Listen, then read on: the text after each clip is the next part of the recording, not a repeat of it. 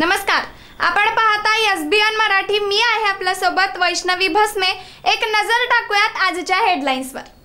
Headline प्रायोजक Laxminarayan super speciality hospital. सर्व अत्याधुनिक सुविधा, 24 तास अत्यावश्यक सेवा।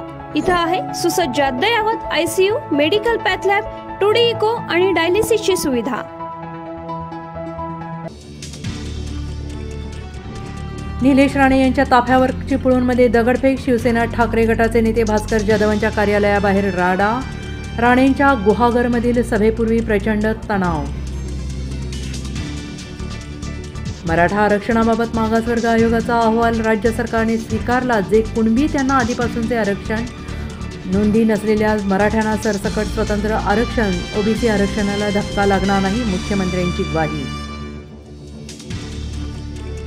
मिरजेत इमारत बांधकाम करताना भिंत कोसळून एक मजूर ठार, दोघे गंभीर जखमी।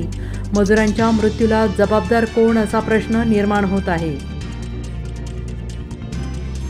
सगळे सोयरे कायद्याची अंमलबजावणी झाल्याशिवाय आंदोलन मागे घेणार नाही।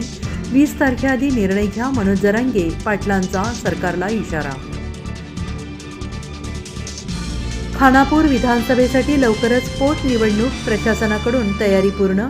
निवडणूक आयोगाने मागवली तात्काळ माहिती।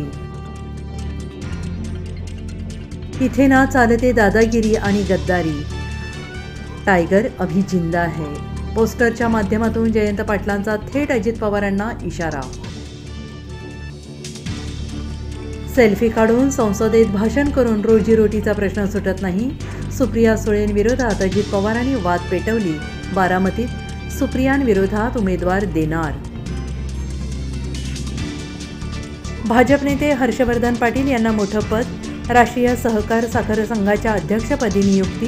राज्यसभा तिकीट नाकारल्यानंतर भाजपकडून पुनर्वसन।